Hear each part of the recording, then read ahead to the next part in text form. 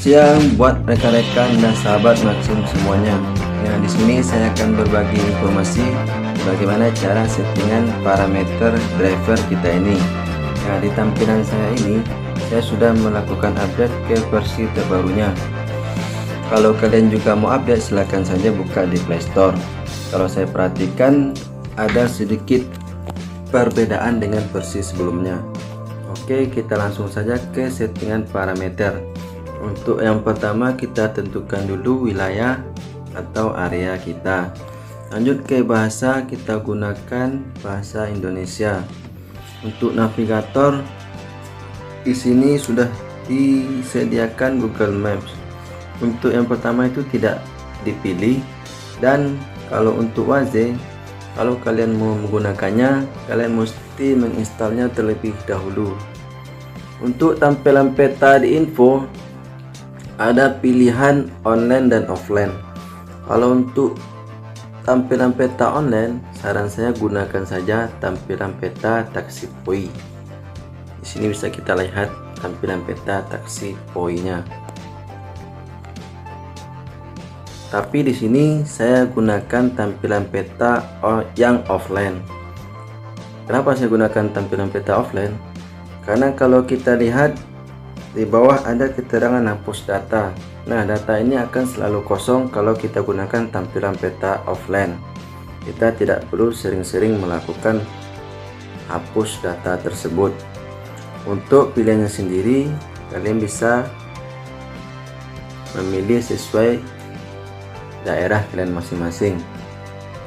Oke, kita lanjut ke pengaturan perangkat. Di sini kecerdasan adaptif dan getar mesti kalian aktifkan. Lanjut ke mengkonfirmasi tindakan. Di saat kita menjalankan orderan di titik jemputan, kita pastilah tekan sudah tiba. Nah, nanti akan muncul lagi keterangan tampilan konfirmasi tindakan sudah tiba, dan di saat menjalankannya akan tampil lagi konfirmasi tindakan mulai jalan. Nah, saya tidak mengaktifkannya karena menurut saya menambah pekerjaan dan sedikit merepotkan. Oke, kita lanjut ke tampilkan tombol alarm. Di sini bisa teman-teman baca, bisa teman-teman aktifkan kalau butuh bantuan atau dalam situasi yang membahayakan atau lebih kurang emergensi lah bisa dikatakan. Nanti akan muncul pemberitahuan alarm ke driver-driver yang lain, terutama driver yang terdekat. Tema malam, sekarang layar saya sedang aktif tema malam. Ini kelihatan gelap ya teman-teman. Untuk tombol siang malam, kita bisa lihat di sini lingkaran kecil. Kita bisa mengatur kalau kita mengaktifkan tombol siang malam ini. Untuk perubahan otomatis tema akan mengikuti waktu di HP kalian masing-masing. Begitu teman-teman. Oke, lanjut ke tab kanan. Tab kanan ini akan kelihatan, akan nampak fungsinya kalau posisi HP kita ini dalam keadaan miring. Nah, kalau tidak diaktifkan maka tabnya ini akan berada di sebelah kiri. Tapi kalau kita aktifkan maka tab-tabnya yang sebelah kiri tadi akan berpindah atau tampil di sebelah kanan. Oke, lanjut ke tombol zoom. Kalau kita lihat di sini hanya sekedar tambahan tanda plus dan minus di peta.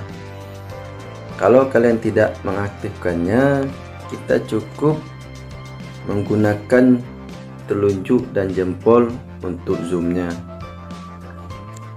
Oke, kita lanjut ke order dalam 2 kolom. Order dalam 2 kolom ini juga akan nampak kalau posisi HP kita dalam keadaan miring. Nah, kalau tidak aktif, tidak kita aktifkan, maka orderan yang dilelang ataupun orderan yang diselesaikan akan kelihatan dalam satu kolom atau berbaris ke bawah. Kalau kita aktifkan, maka orderan tersebut akan kelihatan seperti di dalam dua kolom atau layar terbagi kalau kita lihat teman-teman. Oke, kita lanjut ke jenis ringkas order. Nah, di sini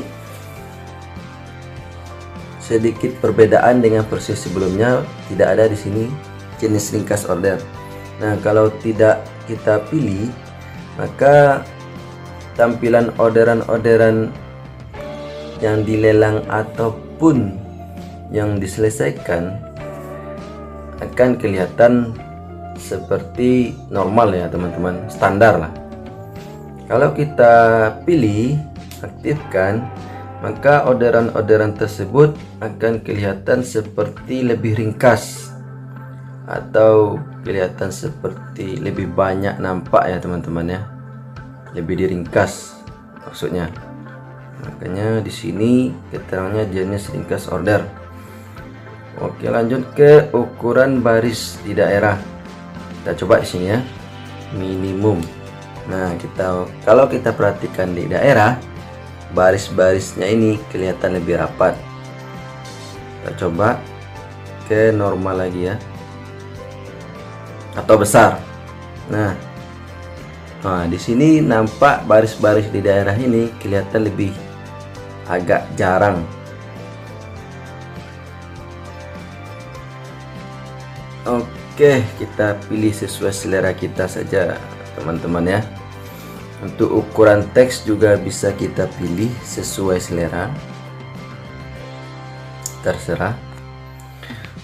Nah, untuk menggunakan untuk dialog, kalau saya perhatikan tidak ada perbedaan ya teman-teman ya, untuk tampilannya terhadap usul order ataupun order yang diterima ataupun pesan lainnya. Ini terserah mau diaktifkan atau enggak, tidak berpengaruh juga terhadap rating, karena kalau menurut saya di sini hanya sekedar tampilan. Oke, kita lanjut ke output audio. Saya sarankan dering yang direkomendasikan saja. Untuk volume maksimalkan saja.